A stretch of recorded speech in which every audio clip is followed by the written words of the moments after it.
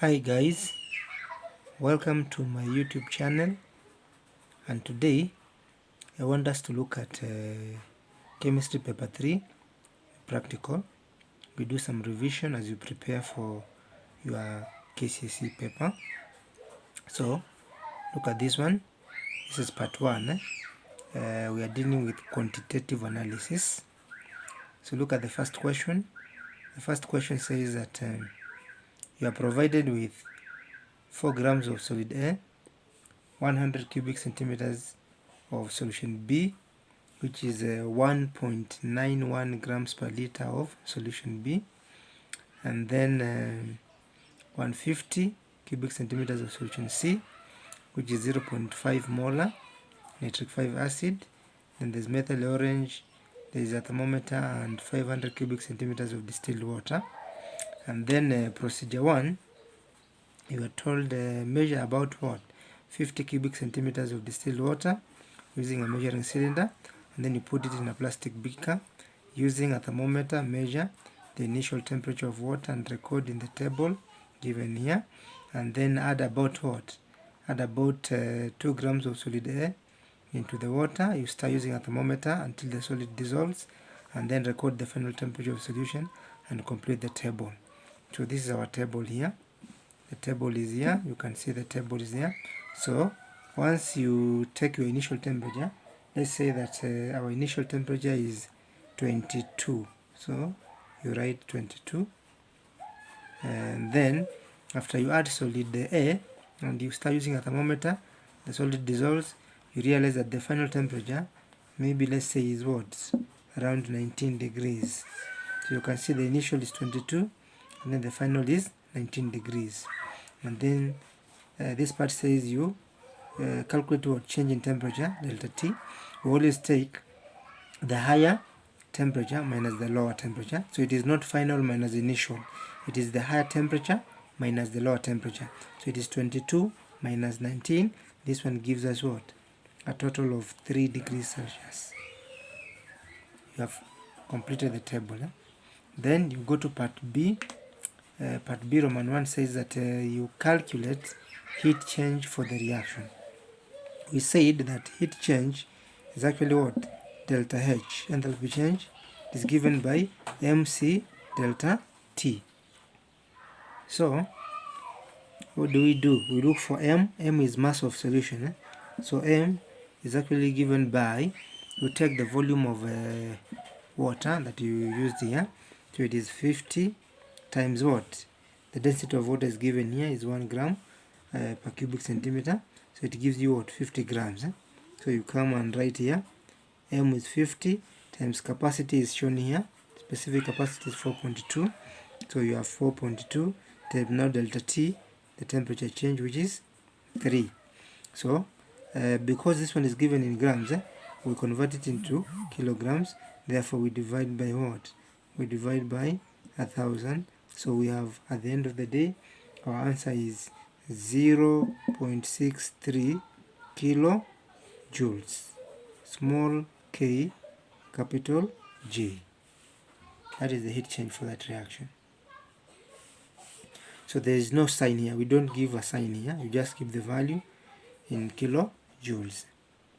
Then we look at the next part. The next part says that calculate molar heat of solution given that solid A is sodium hydrogen carbonate. So you're given there, sodium is 23, you're given all these details. So how do we get molar heat of solution? Given that that solid A is actually what? Sodium hydrogen carbonate. So the first thing is that we have to look for what? We look for the moles. We look for the moles of solid A, which we were told is sodium hydrogen carbonate. How do you get moles? It is mass divided by molar mass. So we have to get also what? The RFM of sodium hydrogen carbonate, and it is given by sodium is 23 plus hydrogen is 1 plus carbon 12 plus oxygen 16, and there are 3 times 3. The RFM of sodium hydrogen carbonate is 84. So the mass of solid A, that we used was 2 divided by the RFM 84, and then it gives us what? It gives us this value.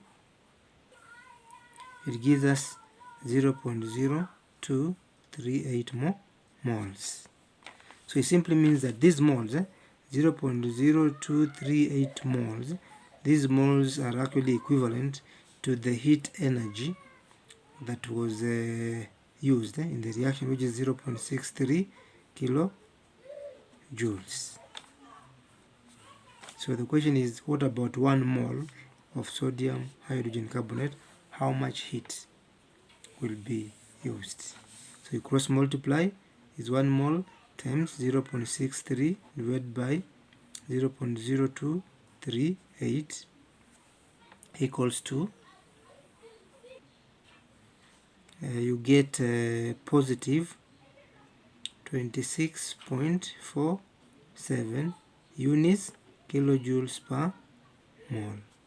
So you can see here we show the unit because now this one is what? Molar heat of solution. So if you are dealing with molar enthalpy change, you have to indicate whether the reaction is endothermic or exothermic. So here we use a positive sign because actually the process is endothermic. Heat energy was absorbed. That is why the temperature dropped from 22 to 19. Then part C is the reaction exothermic or endothermic. So I've said the reaction is what? Endothermic. The reason is because heat energy was absorbed during what? The reaction. Hence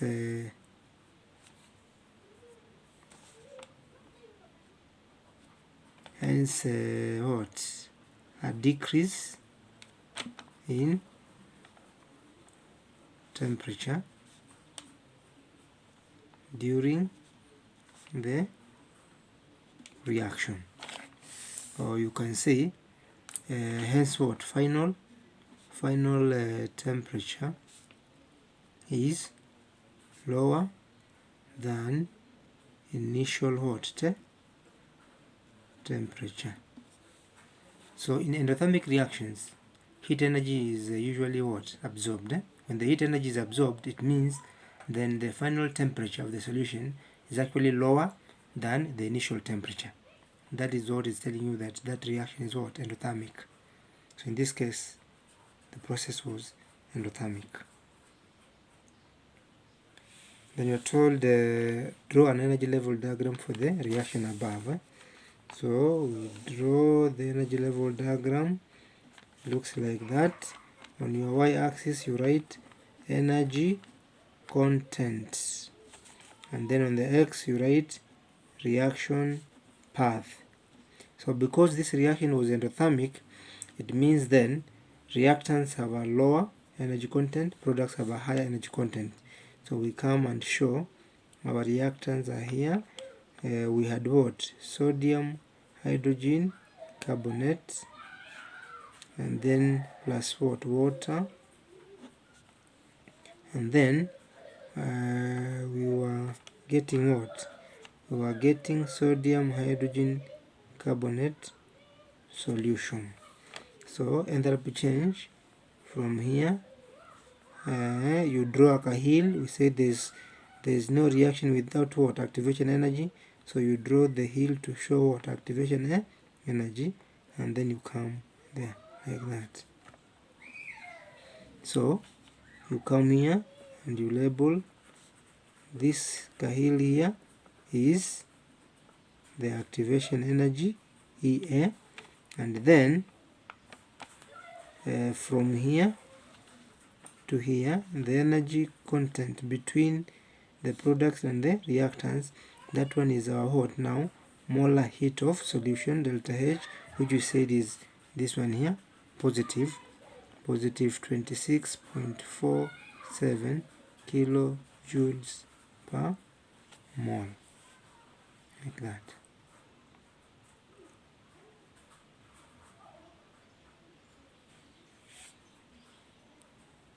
Then we go to procedure 2. Measure about what? 50 cubic centimeters of solution C into a beaker and then you measure what? The stable temperature of solution C and record it in the table below.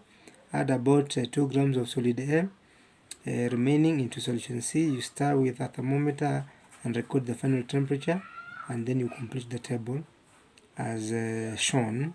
And then there's a note: you retain contents for procedure 3.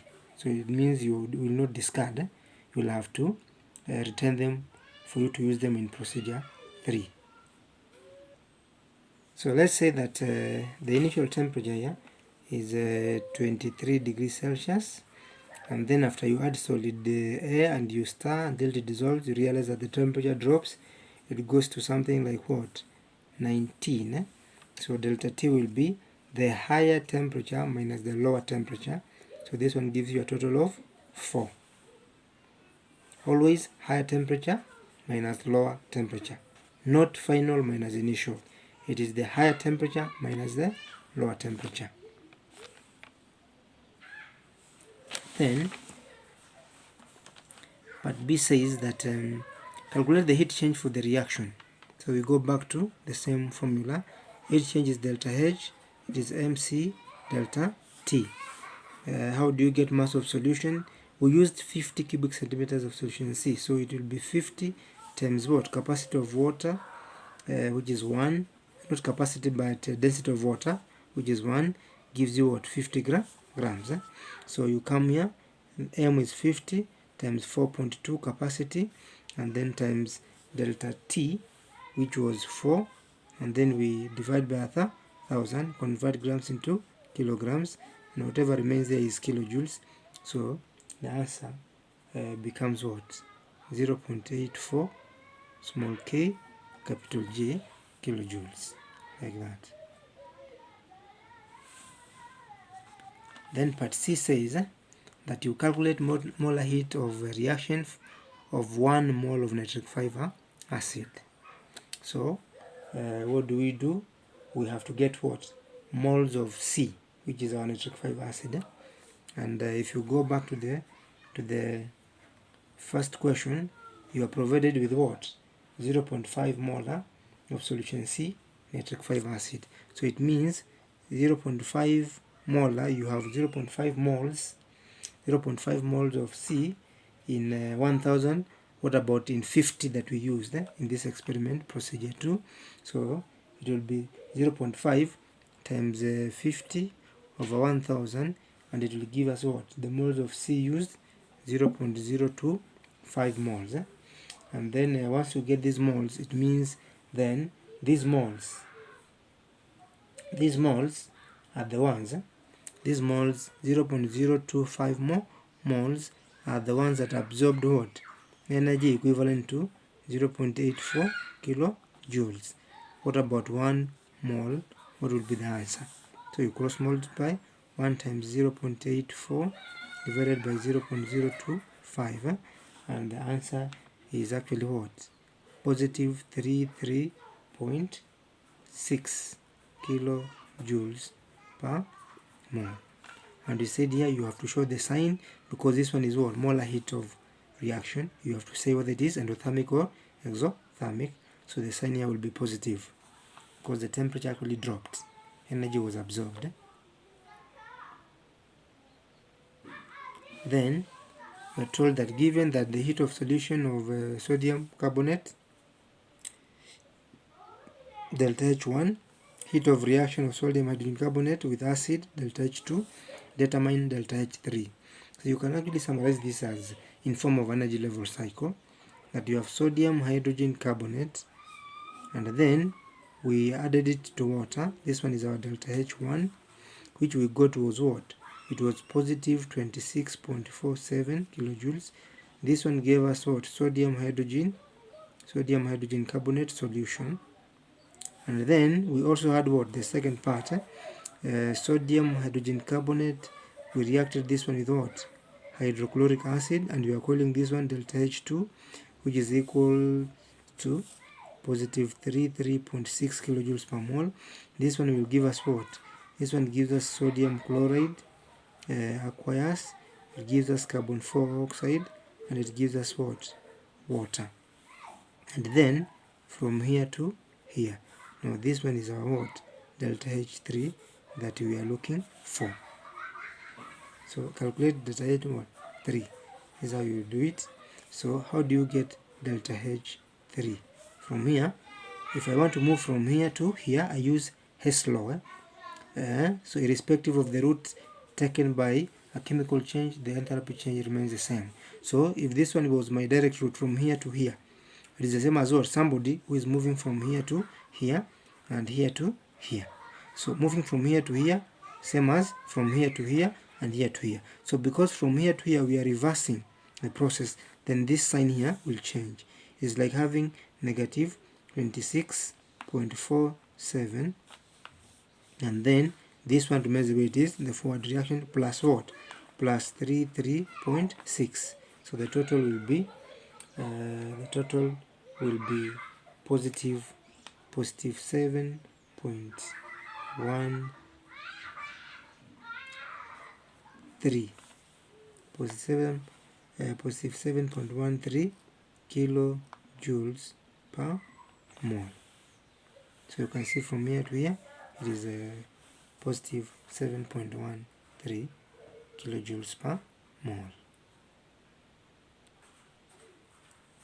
Then we go to procedure 3. Remember, we had been told to retain the contents in procedure 2 for use in procedure 3. So what do? We transfer all the contents in procedure 2 into a volumetric flask, and then you add distilled water up to the mark, to 50 mark, and then label this solution D. So remember, this solution D, it is still what? It is still an acid, because here in procedure 2, the acid reacted with what? Sodium hydrogen carbonate, which is solid air, but some of the acid remained.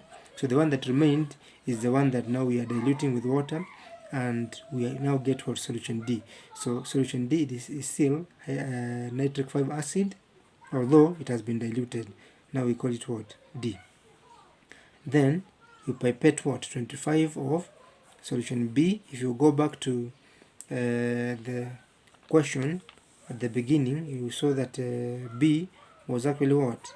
Was 1.91 grams per liter of this solution. So we pipette 25 of it into a conical flask. We add an indicator, and then we titrate with what? Solution D, which is coming from the burette.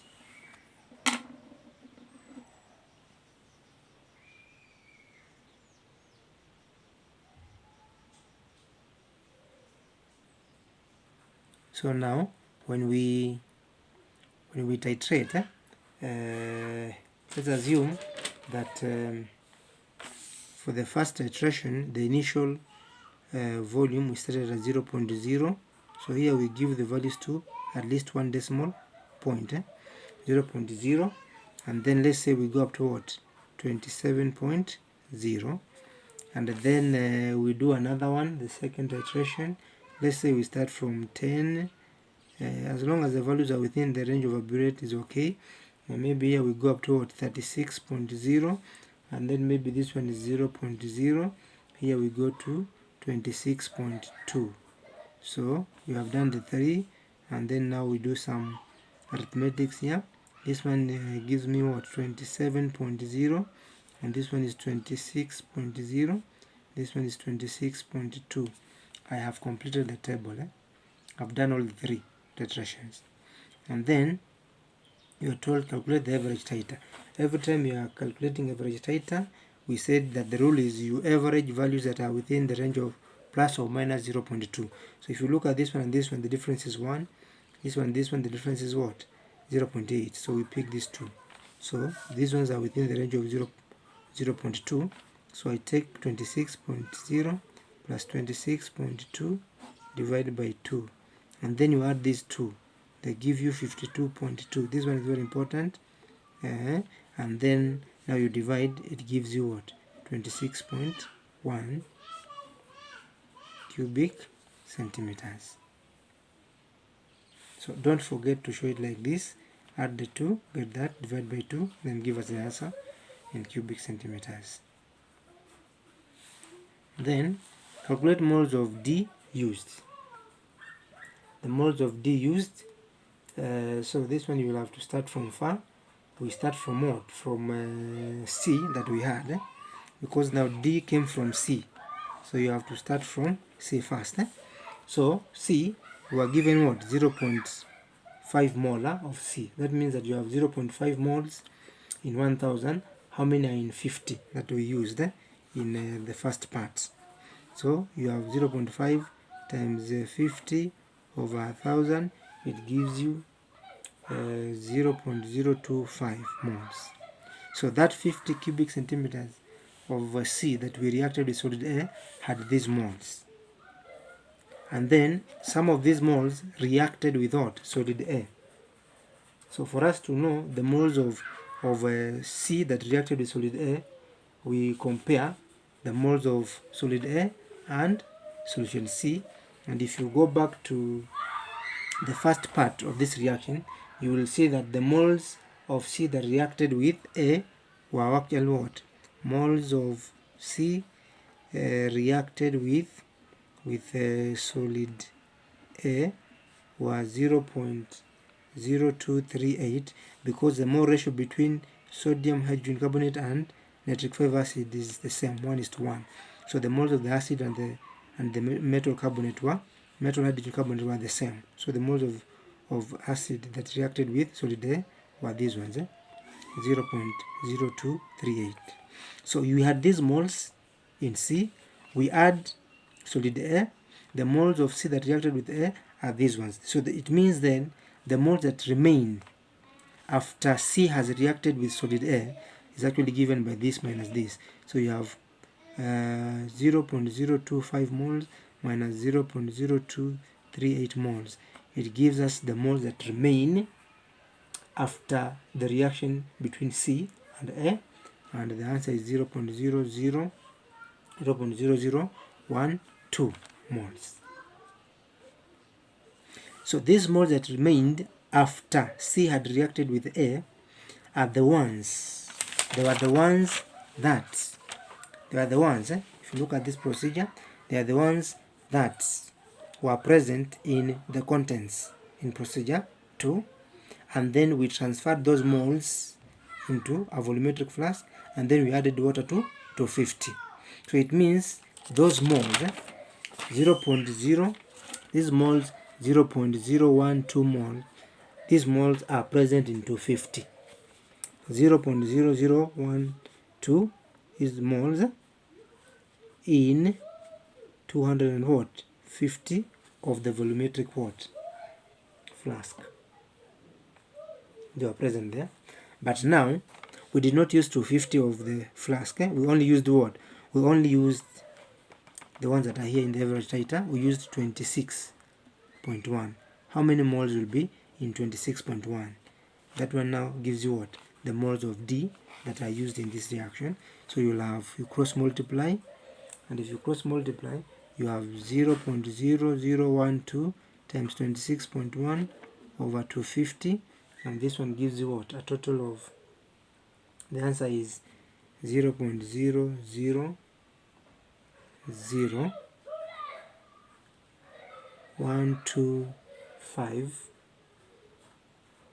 12528.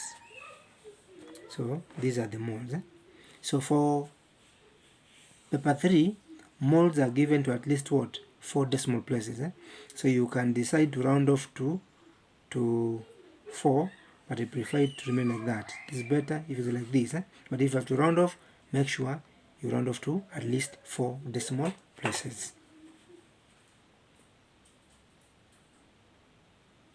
Then we come here, moles of solution B used. Given that the ratio between D and B, so D is our acid, B is our solution, which is like a basic solution, is 1:1. So if you are told the mole ratio between D and B is 1:1, and you have the moles of D here, and these moles are the ones that reacted with what? With B. So it means then if D you have 0.0001228 moles, even the ones of B will be 0.0001258. So basically moles of B will be 0.00012528. Then you are told E, calculate what? Calculate molarity of solution B. So now we have these moles. So this mole 0.00012528. These moles are present in what? They are present in the volume of B that we used, which was what? We pipetted 25. So these moles are in 25 cubic centimeters. Then the question is, how many moles will be in what? 1000 cubic centimeters, because you're looking for molarity, moles per liter. So we cross multiply. This one is 0.00012528 times 1000 over 25, and the answer is 0.00501 capital M, or you write in words moles per liter.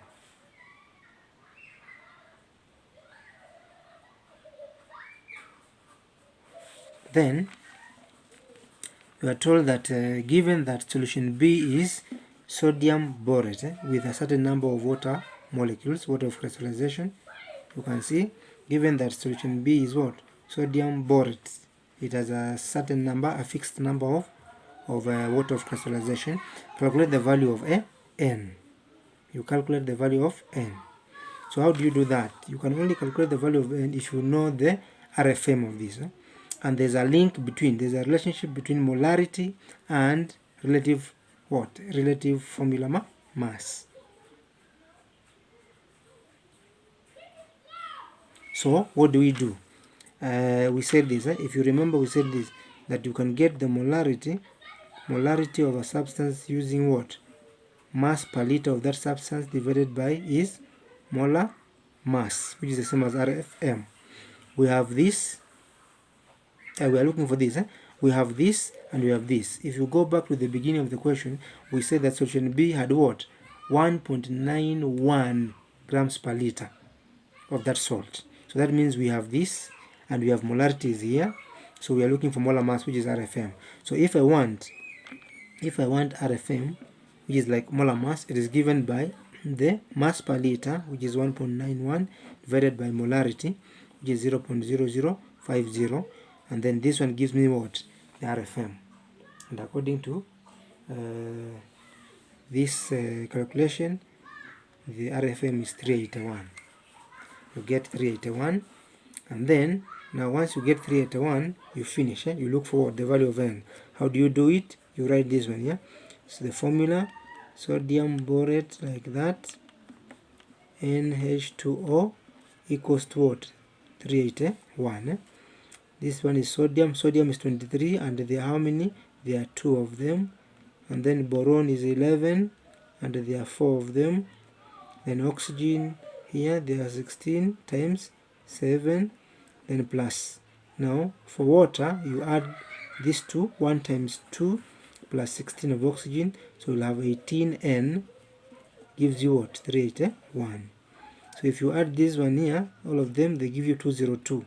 So you have 18N equals to 381 minus 202.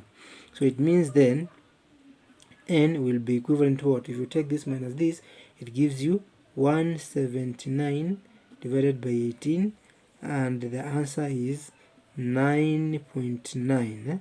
So that means that N is approximately 10.